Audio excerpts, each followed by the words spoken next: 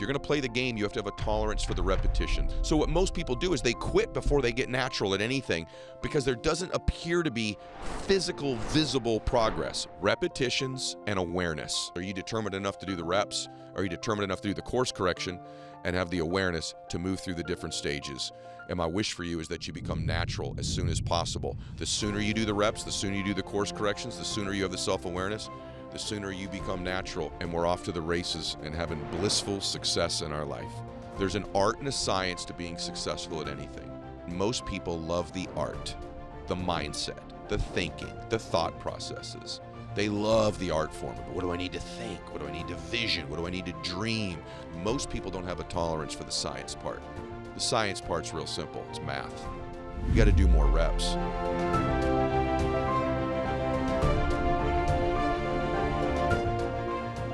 Welcome back, everybody. I love doing the Max Out Program 2.0, and today I can't wait to share with you what I call the 3 steps of mastery.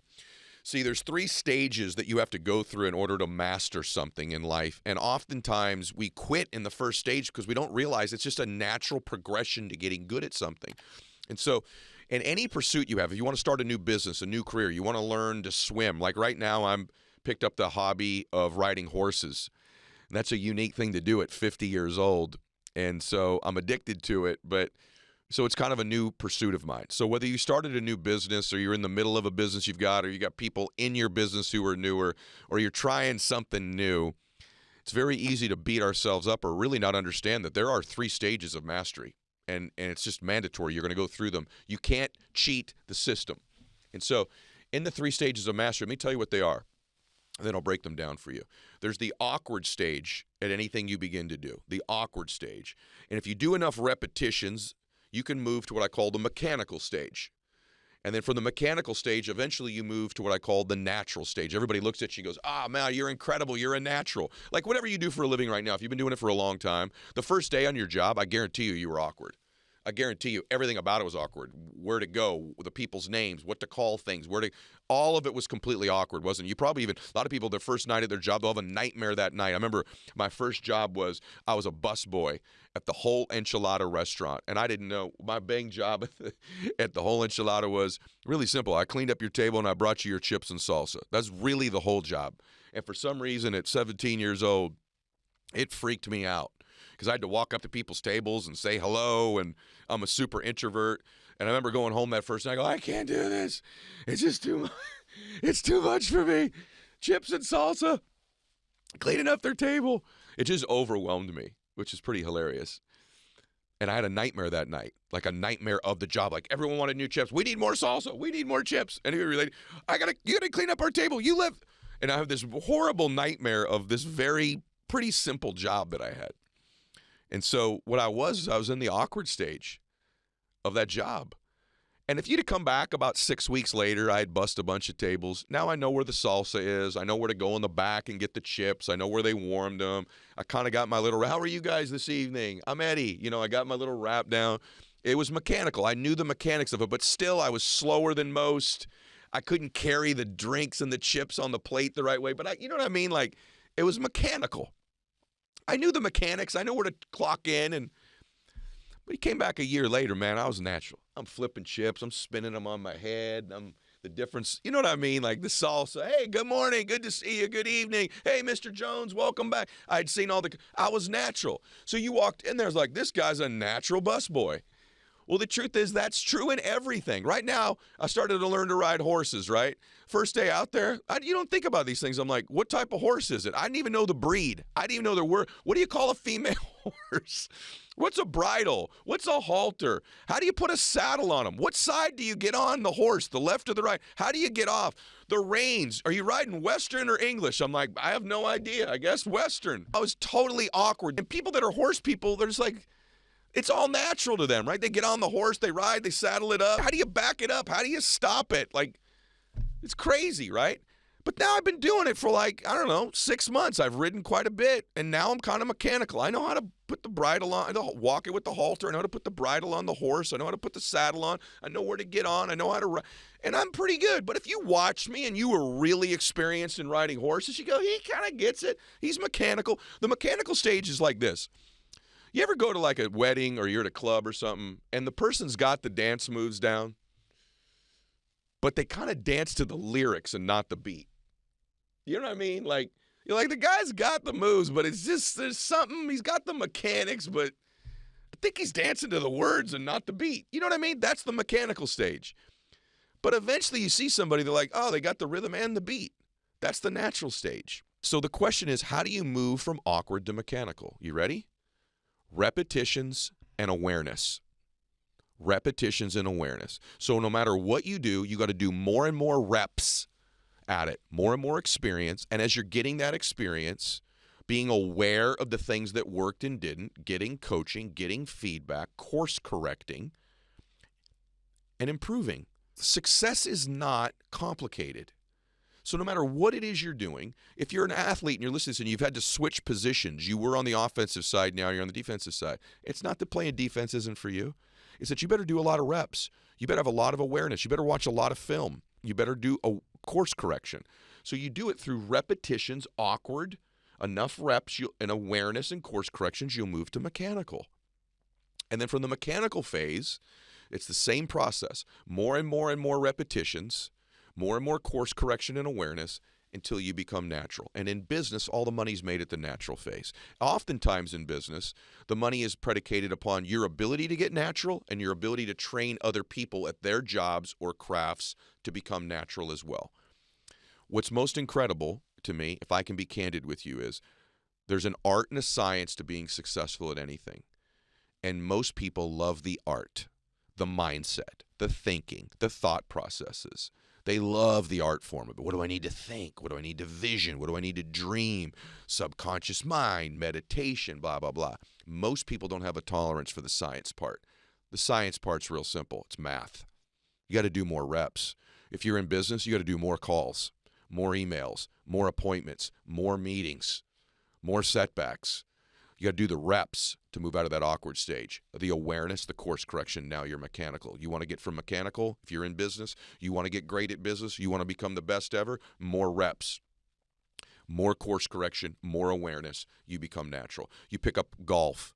You want to play a great golf game? You better get out on the driving range and hit a bunch of balls, and you better have someone videoing you, and you better get course correction and have awareness. And if you do enough reps, hit enough balls with enough correction, with enough awareness, you'll become mechanical. When you start playing golf, it's real simple. How do you hold the club? You baseball grip, overlap grip. What's the grip, right? How long should your clubs be? Where's your backswing? What's a swing plane? How do you come through the ball? What's your right hand do? Your left hand, your low? There's a lot to it. You watch someone start to play golf. It's crazy to watch, isn't it?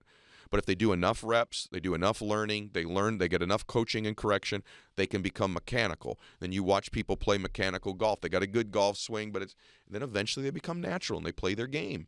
If you're going to play the game, you have to have a tolerance for the repetitions. So one of the reasons that we don't do the reps is we stop is because we don't give ourselves credit for what I call invisible progress. Invisible progress means this. There's such a thing as what I call compound pounding.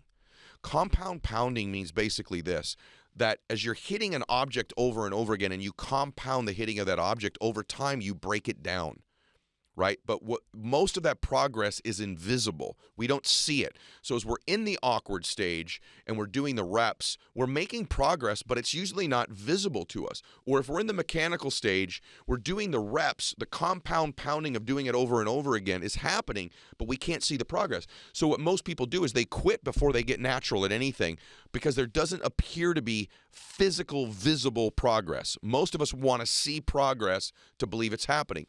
But the truth is in life, in most things, even in a loving relationship, a lot of the progress is happening invisibly.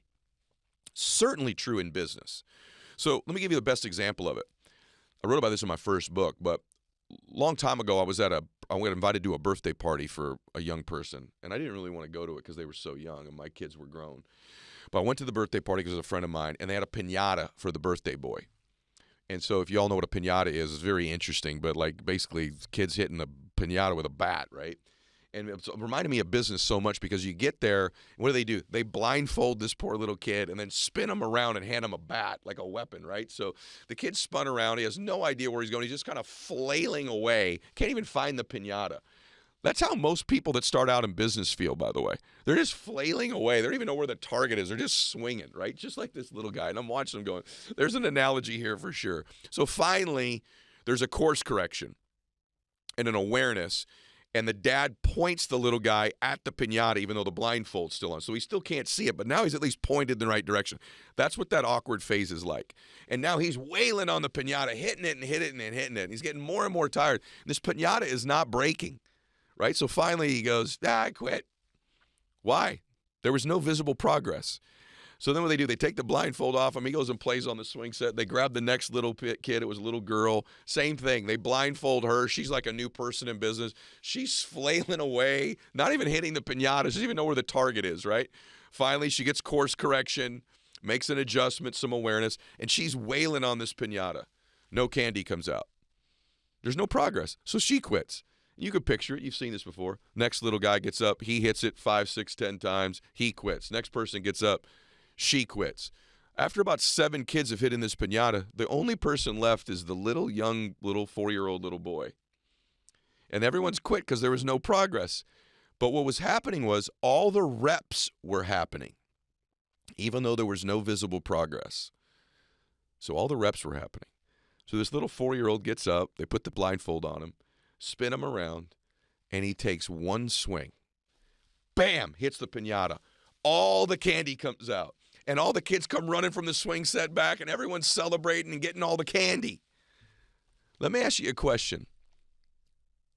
Who broke the piñata?